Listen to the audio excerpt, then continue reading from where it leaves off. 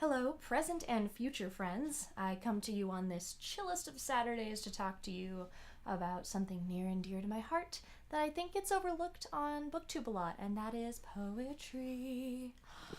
So, this is not my whole collection, but I wanted to show you guys some of my favorite poetry books just because, you know what? I'm feeling tired, I'm feeling lazy, and frankly, why the hell not? So we're gonna get the obvious one out of the way first. It's by Rupi Kaur. The Sun and Her Flowers, really pretty cover. I like the way it feels on my hand. I was actually surprised by the fact that I liked this one. I really did not like Milk and Honey at all. There was like one poem in there that really resonated with me, but the rest I was like, this is all really trivial and kind of lazy. I don't know. It just kind of felt like angsty whining in haikus.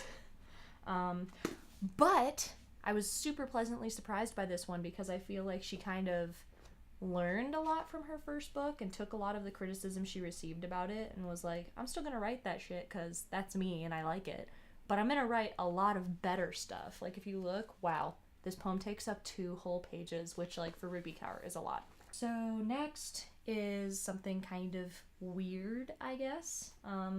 I really like surrealist poetry quite a bit. In fact, we're just gonna go through all 3 of them at once. Ironically, they're the same 3 that we read in my poetry class my freshman year of college, but they were special to me before that class. Scary No Scary by Zachary Schomburg. He has a very fever dream way of writing. It's super unconventional. There's very little structure. A lot of them kind of appear as prose poems, but you do just get this sense of being trapped inside someone else's nightmare. It was something that prior to reading this book I didn't know poetry could do. I kind of assumed it was all, flowers and love and gorgeous landscapes put on a page, but not as a photograph. I don't know. So this kind of, I guess, opened me up to the idea that there was better poetry out there than the romantic poets and all that other stuff. My husband showed me this book the first night I spent the night at his house. A book that is also special for that reason, Come On All You Ghosts by Matthew Zapruder. So this book actually my husband read to me from the first time I spent the night at his house, and I was really nervous about it because he's like, hey, can I read you this poem I really like? I'm like, oh Christ. Oh my god, he's gonna read me a love poem. So I was really worried that he was gonna read me some sappy poem and be like, that's how I feel about you, and it would be really cringy. But instead he was like, I think you'd really like this, let me read it to you. Can't remember which poem in here it was, but he's also got a really surrealist style, so when he read it to me I was like, holy crap, you're right, I really did like that. Thank you for thinking of me. Which means that this book will always have a special place in my heart, even though he's not my favorite poet, but this book is very special to me. The Book of Frank by C.A. Conrad. It's just weird.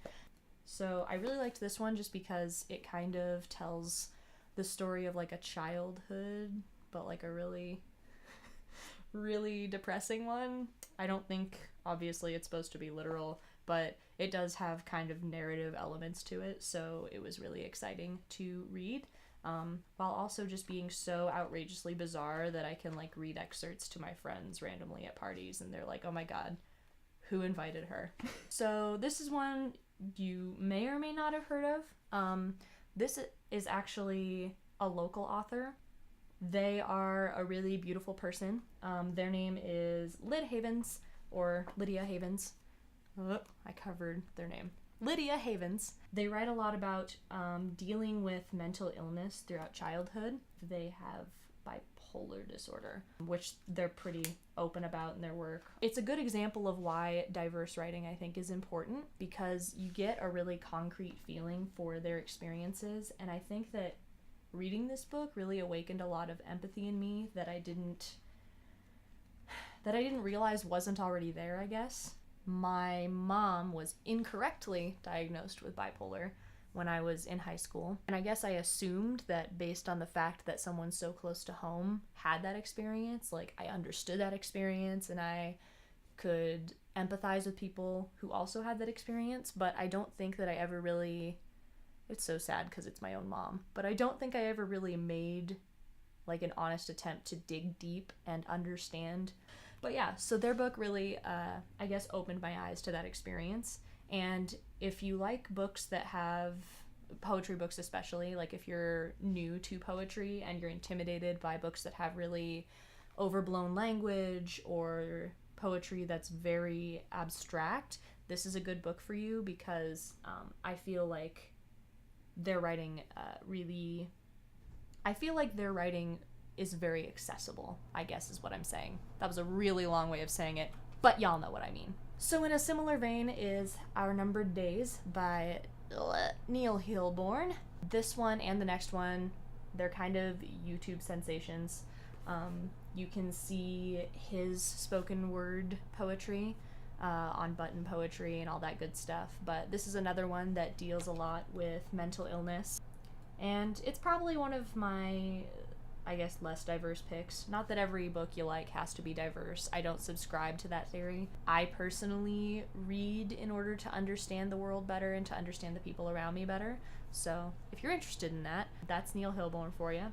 It's also some of the more romantic poetry that I really enjoy. So earlier when I was just bashing on love poems for like 2 minutes straight, this is actually a book that has love poems in it. They're not strictly love poems, but poems about being in love that I don't really mind, because I feel like they're more honest, and they don't focus as much on the infatuation aspect of it. It's more the insecurity that comes with loving and all that other beautiful, gooey, vulnerable stuff. So I really liked it for that reason. And additionally, I don't know what this cover is made out of, but like touching it makes me happy. Like, it's really smooth. It feels like velvet. So if anyone knows what this cover is made out of, please let me know, because one day when I get my shit together and write a book, I want the cover to be made out of whatever this is. My final pick is New American Best Friend by Olivia Gatwood. She was really big on Button Poetry for a while. I haven't watched any of their videos lately. She may or may not still be on that channel, but I have never found a book that I feel so clearly portrays the experience of being a woman/girl in America. It's very similar to Lidhaven's Survive Like Water in that it deals very heavily with childhood trauma, as well as, I don't know, there are some things that happen in childhood that I wouldn't go so far as to label trauma, but just the things that fuck us up as kids. I feel like it does a really good job of explaining that. Kind of the unreasonable expectations that society places on women, to be pretty before anything else and all that. It's subject matter you've probably heard before if you've been awake for any part of the postmodern wave of feminism, but I don't think that makes it any less, I don't know, interesting of a read. Those are my favorite poetry books, at least the ones that I own. I would love to hear if you guys are into poetry, if there's any poets based on this list that you think I would enjoy. Thank you for listening to me talk about this for however long this video ends up being. It's really something that I want to make poet friends. There is a pretty strong poetry community where I live, but it's very focused on slam, and I just am not a slam poet. So I don't know. There's nothing wrong with slam, and I enjoy going to watch the occasional slam, but there's something missing from my circle of friends, and I would love for you to fill that gap. Thanks for hanging out with me on this somewhat gloomy Saturday, and I hope to see you again real soon.